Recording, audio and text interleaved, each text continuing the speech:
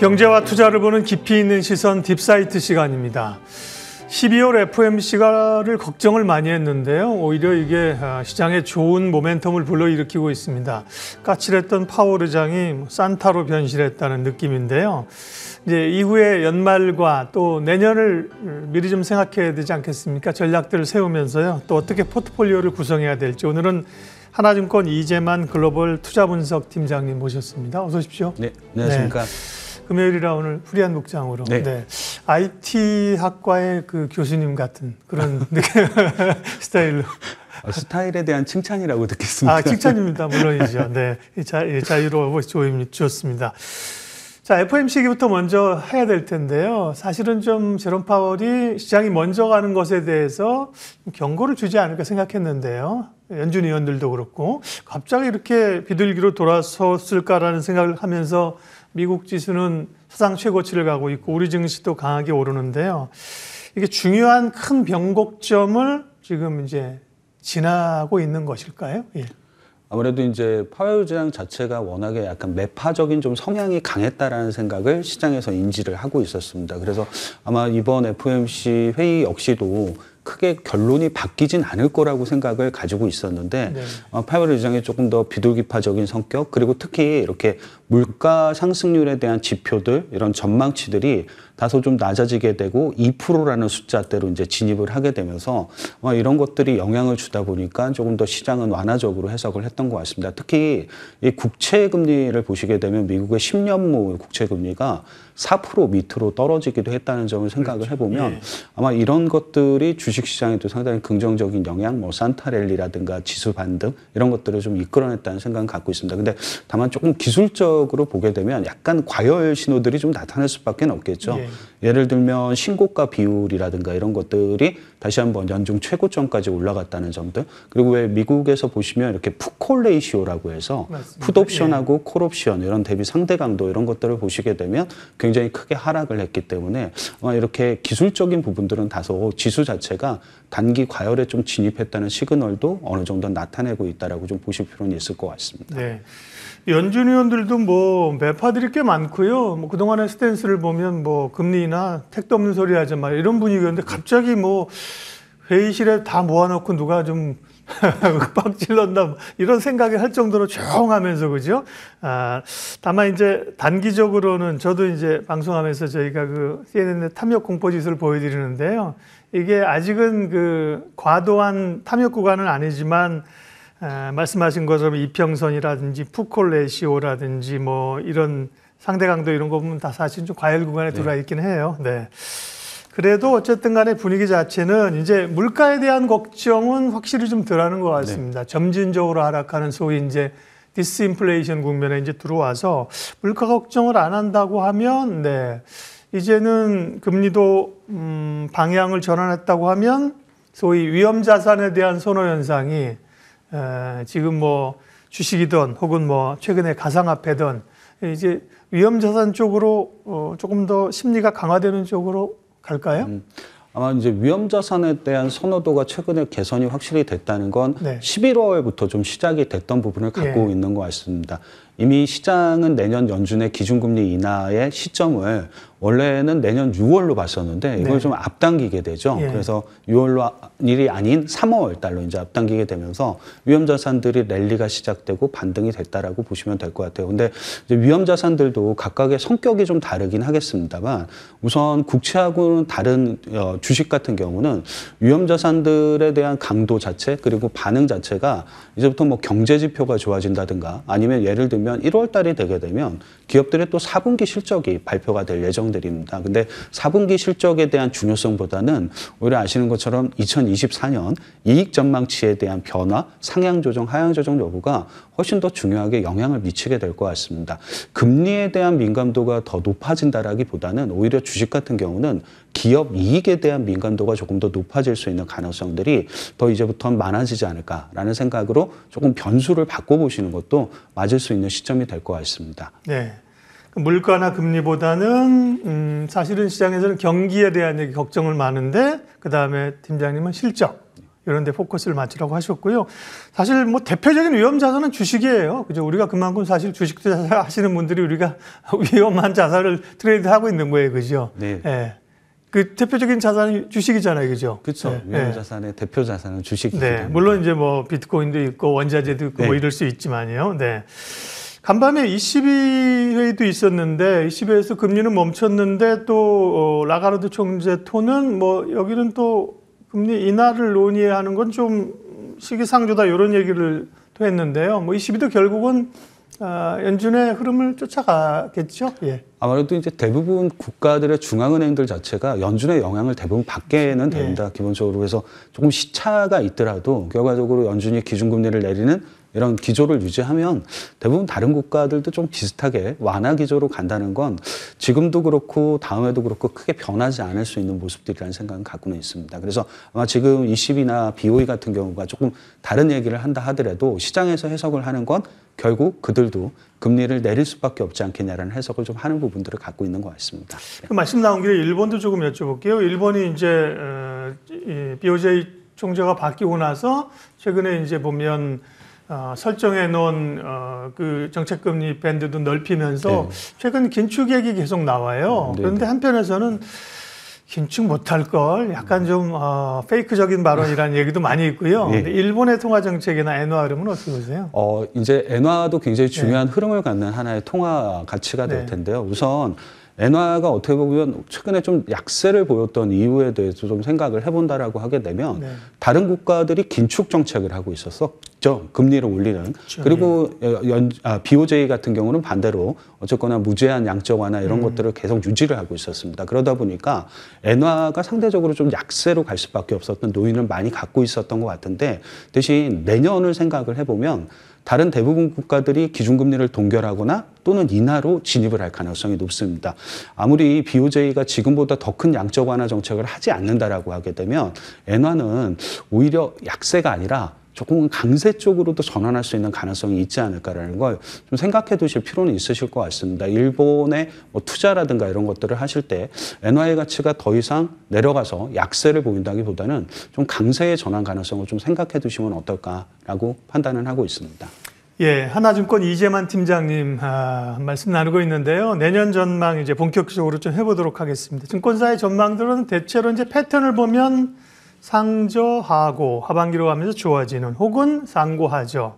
아마 상저하고 패턴이 조금 더 비율적으로 많지 않을까 싶은데 팀장님은 N자형 지수 패턴을 얘기를 하셨습니다. N자형이라는 건 어떤 의미인가요? 네. 약간 이게 N자형이라 함의 의미가 상반기하고 하반기의 고점이 크게 다르지 않을 거라는 생각은 먼저 하나 갖고는 있습니다. 그리고 N자형이라고 봤었던 의미에 그 N자형의 중간 단계를 만드는 게 결국 연준이 실제로 기준금리를 한 번 인하를 하게 되는 첫 번째 금리 인하는 시장에 좀 충격을 줄 거라는 생각을 갖고 있습니다. 통화정책이 변하는 것들도 반영을 하겠습니다만 금리를 왜 연준이 내릴까? 그러면 사람들이 일반적으로 생각할 때 물가가 많이 떨어졌으니까 2%라는 물가 목표까지 왔으니까. 근데 물가가 그렇게 둔화됐던 데는 이유가 있겠죠. 결국 총수요의 둔화가 어느 정도 따라오지 않을까라는 생각을 갖고 있어서 첫 번째 금리 인하는 한 번에 가격 조정을 불러오게 될 거다라는 생각을 가지고 있었습니다. 저희 쪽이 생각하는 내년 연준의 첫 번째 기준금리 인하는 물론 현재 시장의 컨센서스는 3월까지로 앞당겨져 있습니다만 저희는 6월 정도로 내년에 생각을 갖고 있고 아마 그때가 가격 조정의 고비가 좀 한 번 있지 않을까라는 생각을 하고는 있습니다. 그래서 약간 N자형의 패턴이 대략적으로 2분기 때 고점을 한번 만들고 3분기 중에 약간 가격 조정이 있고 다시 한번 4분기 중에는 유동성 효과가 있으니까 좀 반전을 할 수 있을 거라는 생각에서 N자형 패턴을 만들게 됩니다. 네, N자형이라고 하는 말씀을 뭐 다르게 보면 사실은 위아래가 좀 제한되어 있는 횡보 국면이라고 봐도 큰 무리는 없겠습니다. 그 안에서 이제 N자형을 그리는 거니까요, 그죠? 네, 예를 들면 뭐 이렇게 V자형이라든지 U자형 형태가 아닌. 그러게 당초에는 사실은 12월 FOMC 전까지만 하더라도 내년 2분기쯤에 이제 경기에 대한 우려를 상당히 하면서 덜커덩거릴 거로 생각했는데 지금은 오히려 금리 인하의 기대감을 시장이 많이 땡겼었기 때문에요. 그 말씀하신 뭐 3월이든 5월이든 그때 가서 이게 오히려 변동성을 좀 만들어낼 수 있다는 말씀을 하신 거고요. 그래서 S&P는 예상 밴드를 4,100에서 4,700. 코스피는 2,200에서 2,600. 네. 그러니까 이제 국내 증시는 그닥 이제 전체적인 레벨을 내년도 이렇게 위로 올려가는 국면은 아닌 거네요, 그죠? 네. 레벨 자체가 높아지긴 좀 어렵다는 생각을 갖고 있었고요. 네. 다만 이제 패턴이라는 게 있으니까 그쵸. 분명히 예. 기회는 주어지게 되는데 네. 그거를 너무 지수 레벨을 높게까지 보실 필요는 없지 않을까라는 생각은 하고는 있었습니다. 물론 네. 공매도의 그 제한 영향이 한국은 좀 있기 때문에 밴드가 아마 100포인트 정도씩은 올라가게 될 겁니다. 이게 전체 차익 공매도의 거래 비중 자체가 한 5% 정도 내외 되니까요. 이거를 제한하게 되면 밴드는 상하단이 좀 올라는 가는데 그거는 약간의 수급 효과라고 저는 생각을 갖고 있고 의미 있게 박스권을 이렇게 높이는 형태는 좀 아니지 않을까라는 생각도 하고 네. 있습니다.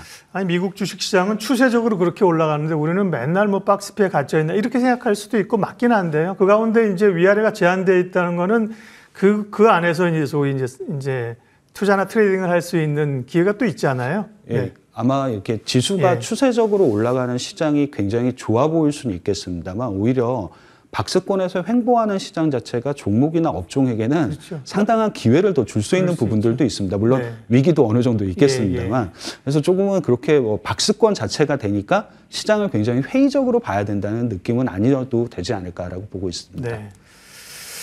SK 하이닉스가 불을 끄고 있는데요. 반도체 얘기는 뒤쪽에 섹터 얘기할 때 좀 함께 묶어서 할게요. 이제 글로벌 변수부터 좀 챙겨보고요. 내년 보면서 뭐 물가 걱정은 좀 둔화가 됐고 금리도 올해처럼 그렇게 막 경기를 일으킬 정도는 아니고 경기나 실적을 봐야 된다고 말씀하셨고 또 하나가 이제 내년에 선거 변수. 전 세계적으로 선거가 많고요. 특별히 미국의 대선을 둘러싸고 상당히 노이즈가 있지 않을까 싶은데요. 예.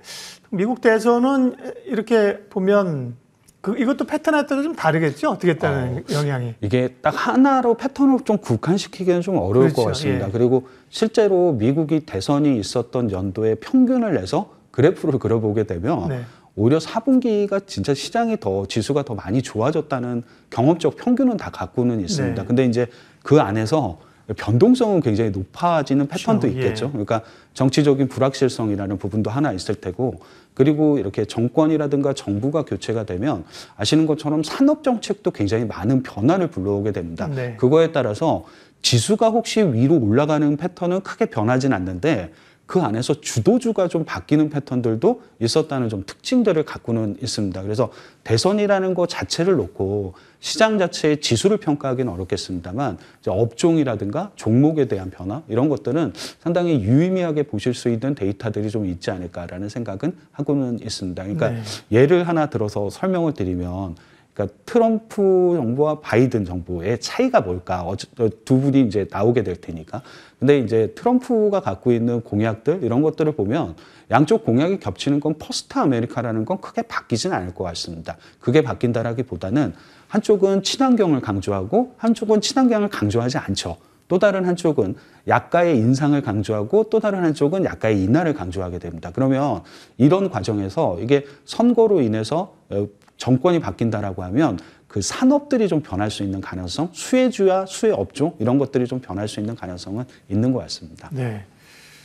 그러게요. 특별히 대선 같은 경우는 이제 정권이 바뀌느냐 아니면 기존 정권이 그냥 가느냐에 따라 다를 거고요. 그죠? 네. 말씀하신 것처럼 이제 정책이 중요하기 때문에 그게 또 이제 누구냐가 중요한데 이제 도널드 트럼프라는 게 지금 머리가 아픈 거고요. 투자자들이. 지금 그래서 사실은 좀 미리 가는 투자자들은 트럼프 캠프에서 지금 내놓은 공약이 있더라고요. 네. 거기 사이트에 가서 예전에 뭐였지? 지금 미는 게 뭐지? 네. 이런 거를 미리 스타디하는 분들도 많이 있더라고요. 근데 이게 정말 좀 어렵긴 한 것 같습니다. 그러니까 예를 들면 트럼프 그 단위 강조를 하고 있는 건 결국 이제 친환경에 대한 그 약간의 그 흔히 얘기하는 좀 이렇게 비중의 약화 이런 네. 것들을 얘기를 많이 하게 되는데 다만 좀 고민하고 있는 게 뭐냐면 지금 전통적인 에너지 기업들이라고 불리우는 그 정유 기업이라든가 가스 기업들 자체도 새롭게 보게 되면 친환경 쪽에 투자를 굉장히 많이 하고 그렇죠. 있는 상황입니다. 그러니까 이런 것들이 좀 엮여 있고 예전하고 산업 구조가 많이 바뀌어 있다 보니까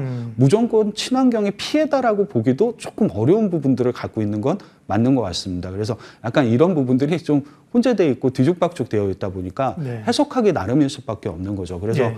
예를 들면 어저께 같은 경우 최근에 이제 금리가 떨어지는 과정에서 원래 이게 친환경주들이 트럼프 대통령이 당선될 가능성이 높다 보니까 이게 안 됐었는데 주가가 반전하고 막 이런 것들도 약간 시장이 좀 이런 것들을 다르게 해석하는 부분들도 좀 있지 않을까라고 보고 있을 수 있는 부분이 될 것 같습니다. 네. 매크로 얘기가 할 게 좀 더 남았는데요. 중국도 그렇고 일단 넘어가겠습니다. 왜냐하면 이제 저희가 섹터나 전망 얘기를 먼저 해야 되니까 조금 덜 중요한 건 뒤로 좀 밀어놓고 중요한 얘기를 먼저 하겠습니다.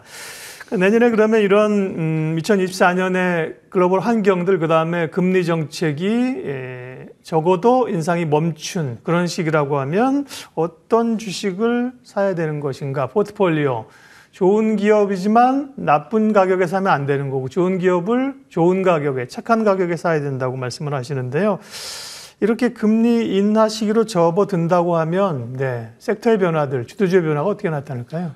우선 금리를 실제로 인하하는 것과 인하에 대한 기대감을 갖고 있는 건 좀 구분을 하실 필요가 있으실 것 같습니다. 예. 그러면 실제로 인하하기 전까지는 금리가 이전보다는 높게 유지되는 건 좀 불가피하겠죠. 그러니까 지금 뭐 미국의 10년물 국채 금리가 4에서 3을 왔다 갔다 거리긴 합니다만 예전처럼 다시 뭐 2%로 간다든가 이런 거는 좀 기대하기가 어렵습니다. 그러면 금리를 실제로 인하하기 전까지는 어떤 것들이 중요할까냐라는 건 결국 그 기업들 자체가 갖고 있는 현금의 창출 능력이 굉장히 중요할 수밖에 없는 것 같습니다. 그래서 네. 순이익이 얼마로 기업의 현금으로 다시 되돌아오겠느냐라는 부분. 그래야지 나중에 투자도 할 수 있고 배당도 할 수 있고 뭔가 주주하는 정책들을 할 수가 있을 테니까요. 그래서 이런 형태로 보게 되면 우리나라에서 내년에 흔히 얘기하는 현금 흐름이 가장 좋아질 수 있는 업종, 기업들 이런 쪽들이 좀 유리할 수밖에 없겠죠. 그래서 대표적으로 미국 같은 경우는 현금 흐름과 순이익 증가율이 가장 높은 쪽들이 IT 기업이죠. 예, IT입니다. 돈 많이 쌓아놓고 있고 계셨어요. 네. 예.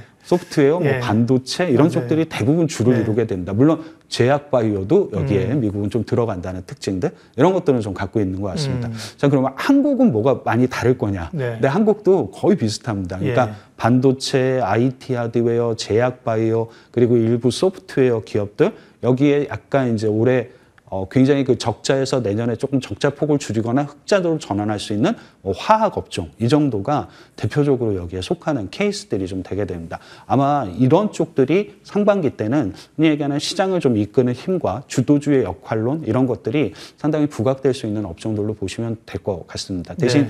금리를 진짜로 인하를 하게 되면 그때는 어떤 게 중요할까냐라는 생각을 하게 되는데 과거에 연준이 금리를 인하를 하게 되면 주도주가 좀 많이 바뀌었었던 경험들을 갖고 있습니다. 그러니까 이런 것들도 좀 대비를 해 두셔야 되겠죠. 근데 과거에 금리를 인하를 했을 때 주도주는 한 번도 같지는 않았습니다. 그러니까 똑같은 업종이 돌아오진 않았는데 그 업종들이 갖고 있는 모든 공통점이 뭐였냐면 이익 증가율을 주도했다는 공통점을 다 갖고 있습니다.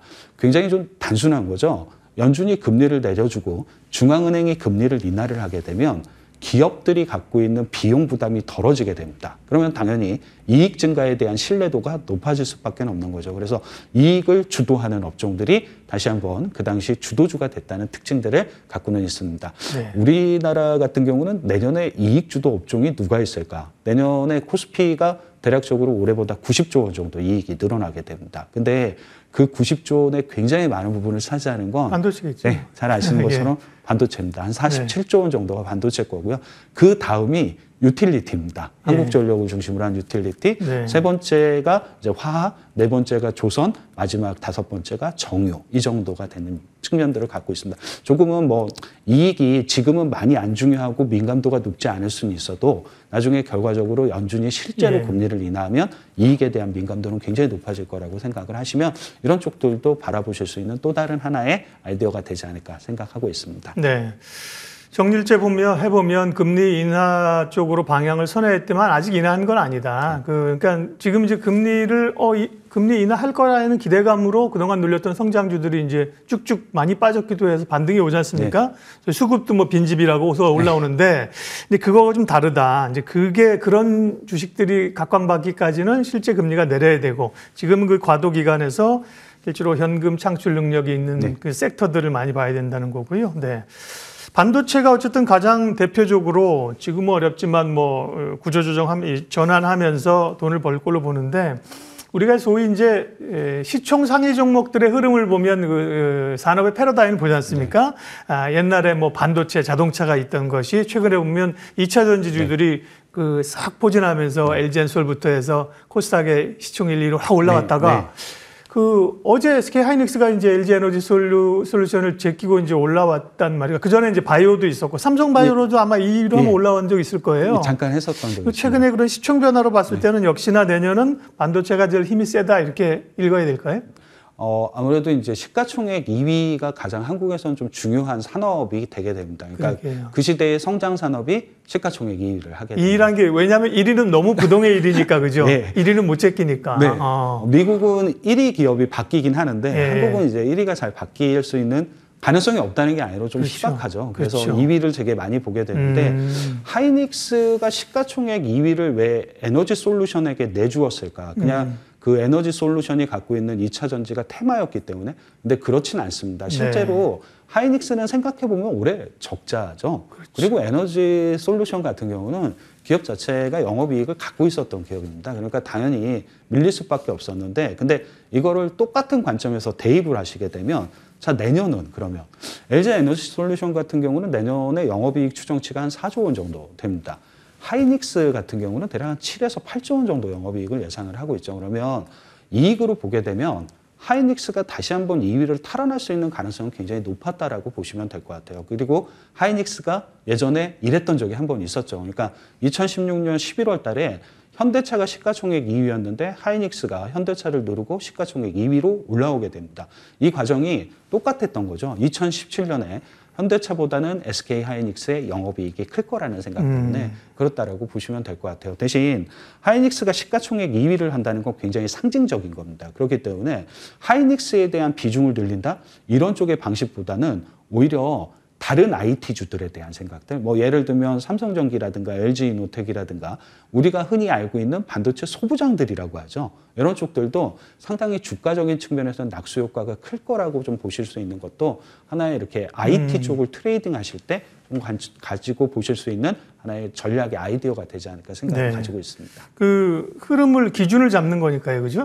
시총 1위가 아니라 2위가 중요하네. 1위는 워낙 넘사벽이어가지고 그죠? 뭐는데 2위가 그죠? 중요한 말씀을 해주셨고요.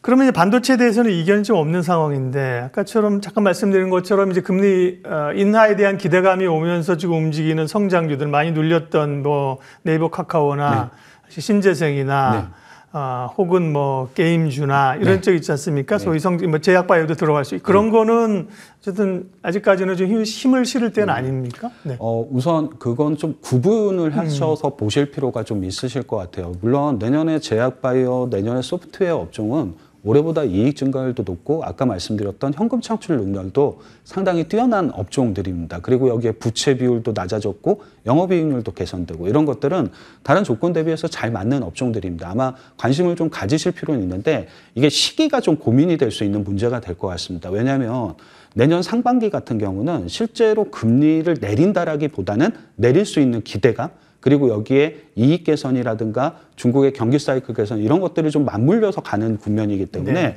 오히려 약간은 뭐 반도체라든가 화학이라든가 이런 쪽들에 조금 비중을 늘리실 필요가 있으실 것 같고요. 하반기에 가서 이제 본격적으로 말씀 주셨던 뭐 성장주들, 뭐 소프트웨어라든가 제약바이오 이런 쪽들이 조금 더 힘을 낼 수 있을 거라고 보여지게 됩니다. 마지막으로 좋은 기업을 착한 가격에 살 수 있는 기준이 있는데요.